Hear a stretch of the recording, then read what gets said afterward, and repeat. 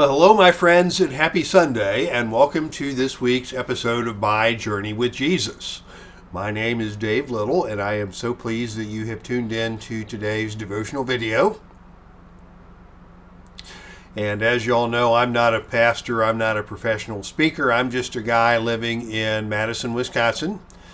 And God has laid it on my heart to use my YouTube channel each week to talk about the things that I have learned in the study of His Word and the things that I have learned walking imperfectly as a sinner under His grace.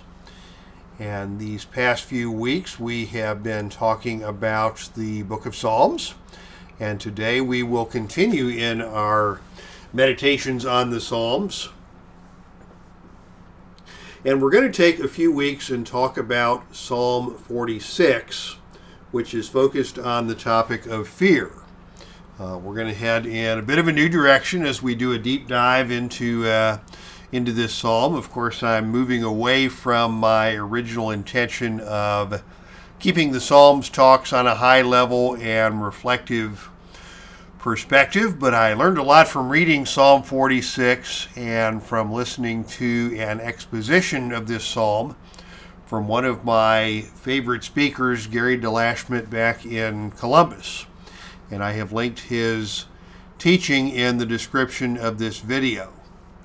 The principal focus of Psalm 46 is the question of fear.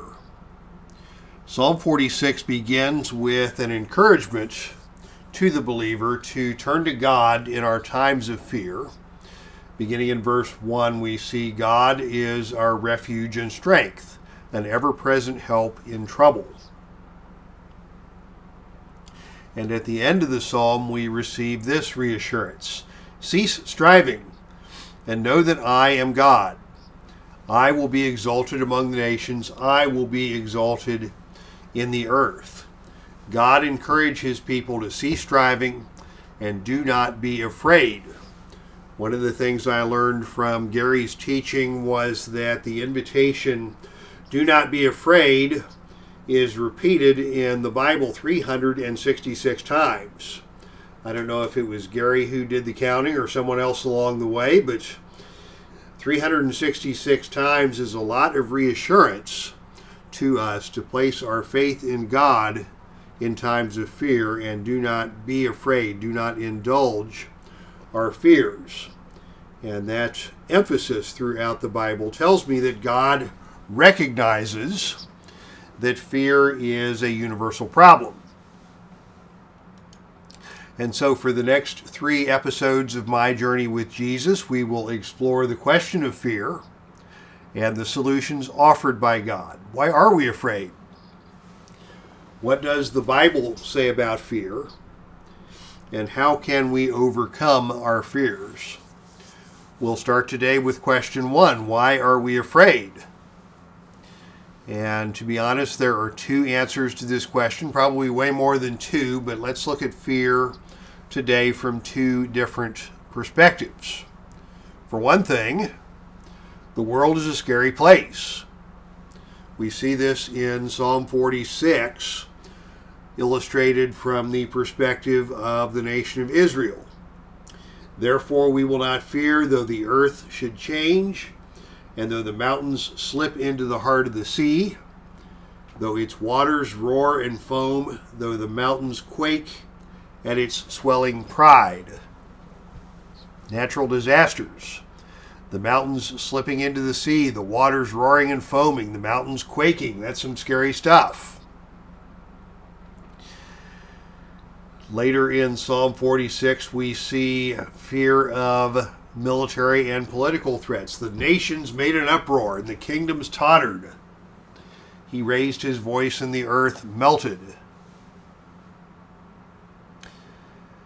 We've seen throughout the Psalms where the nation of Israel faced existential threats from surrounding kingdoms over its entire history.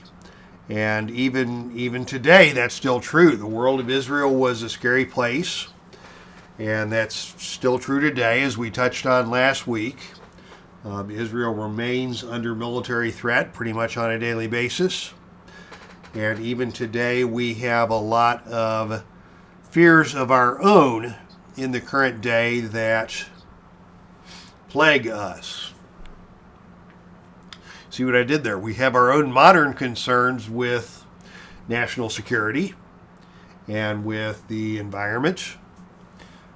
We have the prospect of physical illness. This has always been a source of anxiety, but it has been magnified in the last 3 years, certainly since COVID came along.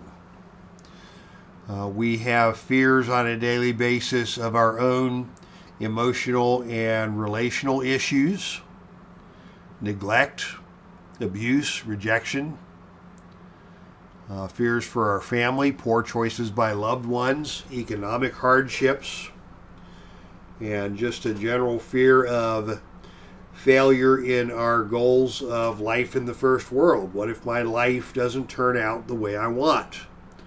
What if I don't get through school and get my degree? What if I don't get married and have kids? What if I don't find fulfillment in my job?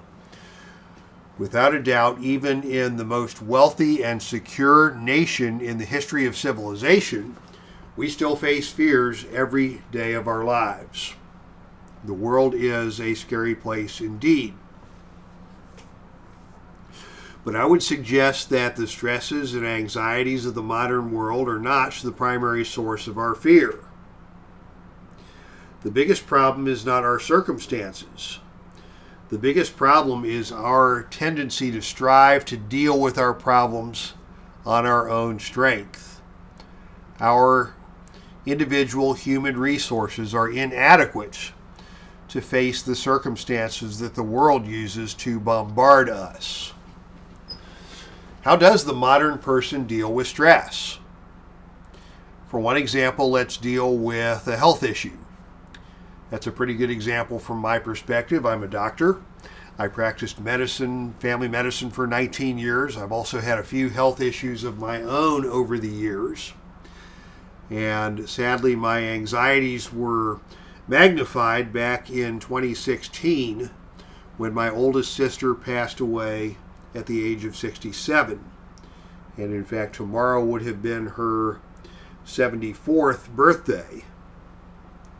And even at 74, that's way too young to go, in my opinion.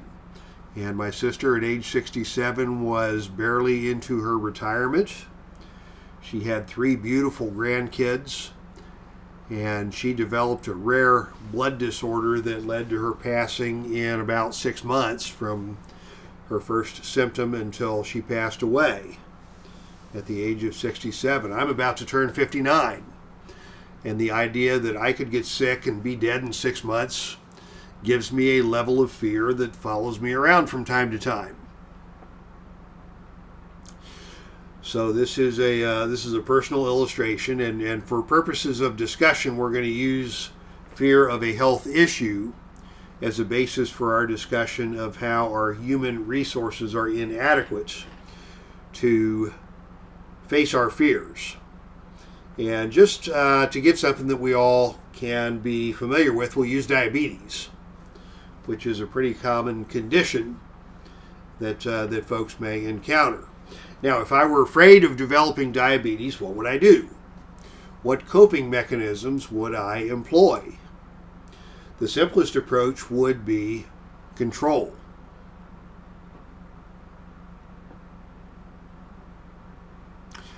I'm going to get myself a glucose monitor. I'm going to check my sugar 8 times a day. I'm going to log every calorie I consume, and I'm going to get a step counter and put that app on my phone or my watch. Everything is going into a logbook that I'm going to carry with me every place I go, and this way I will be darn sure that the diabetes ain't going to get me. Maybe that's not the simplest approach, but that's one approach, taking control. The opposite approach would be denial. Diabetes ain't going to get me. I'm just not going to go to the doctor. And I'm not going to worry about my blood sugars. I'm going to eat what I want, exercise when I feel like it. I'm going to completely ignore the possible outcomes. And then there's the third approach, my personal favorite, which is distraction. Distraction may be a form of denial on some level, but the tactic of distraction involves filling our lives with meaningless pursuits that take our minds off our fears. Binge watching is a great tactic in modern America. I'm not a binge watcher, but as you know, I'm a sports gamer, and that serves the exact same purposes. On any given night, I may be working on my Stratomatic Basketball League or replaying a legendary feud like Sergeant Slaughter versus the Iron Sheik on my tabletop wrestling game, and just having meaningless fun. That there's a place for that to relax and enjoy the fruits of our labors. But if it is a method of avoiding dealing with our fears, our health issues, our important priorities in life, then distraction becomes a negative. So whether it's denial or control or distraction or self-medicating or some other coping mechanism, our own resources are inadequate ways of dealing with fear. And worse yet, when those coping mechanisms fail, our fears go from bad to worse. If I'm in denial and I start to develop symptoms of diabetes, now what? I could wind up in the hospital and die in a diabetic coma. Even if it's not that dramatic, the longer I let the denial go on, the worse things will be when the truth comes to light. If I'm a control freak and I'm testing my blood sugar 8 times a day, what do I do when the levels start to go up? Maybe I start testing 10 times a day. Maybe I cut back my calorie intake even further. Just trying harder and harder and getting more and more frustrated with the inability to control this condition that may affect me, that's beyond my ability to manage. What happens when distraction is no longer effective? Netflix isn't cutting it anymore. Maybe I need a bigger TV to take up more of my wall. Maybe I need a more elaborate home theater setup. Maybe I'll get tempted to pornography or something even more distracting or more thrilling than just the standard Netflix fare. None of our human coping mechanisms are adequate to face our fears or to solve our problems. Some of our fears are realistic.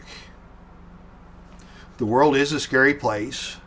Humans are mortal and susceptible to illness and death, and bad things do happen. Some of our fears are unrealistic. That little rash I get on the back of my leg every winter isn't likely to spread to my brain and cause me to need major surgery. A lot of the time, we simply don't know whether or not our fears are realistic. The outcomes are out of our control, and we need more and better coping resources to address that uncertainty. This is where we need to turn to God. We see the key to the problem of fear in 1 Peter chapter 5, verses 6 and 7. Therefore, humble yourselves under the mighty hand of God, that he may exalt you at the proper time, casting all your anxiety on him, because he cares for you.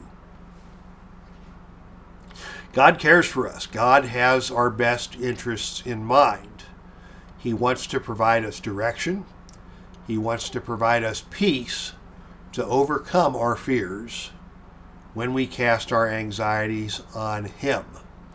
I may live to be 89 years old, like both my parents did. I may get sick and die right after I retire, like my sister did. I may get run over by a truck on my way to work tomorrow. Whatever my life on earth brings, God invites me to cast my anxiety on him and trust in the knowledge that my steps here on earth are under his sovereign control, and that my eternal future is secure in him. Next week, we'll pick up more on the topic of fear and look deeper at God's 366 invitations to be not afraid as we continue to explore Psalm 46. And that is where we will wind things up for today. So thank you all for tuning in this week. It is a privilege to know that folks are checking out these videos each week, and it is a blessing. Again, I'm nothing special. I'm just a guy walking imperfectly with Jesus, and we all walk together, and it is always encouraging to me to know that folks are tuning in. If you enjoyed this video, please consider giving a comment or a question in the question box at the bottom of the video. You also might consider giving this video a like. Giving this video a like doesn't do anything to inflate my ego. I don't look at those statistics very often at all. But when you give this video a like, it promotes this video and other videos like it in the YouTube search algorithms of other users who may be surfing around on YouTube looking for encouragement or distraction. If you want to hear more from the channel, you can hit the little subscribe key down at the bottom, and you will get notified whenever new content is posted to the channel. So that is that for this week. Thank you all again for tuning in, and the good Lord willing, next week we will be back with part 2 of our series on Psalm 46, when we talk about what the Bible says on the topic of fear. And until then, God bless you all, and go in peace.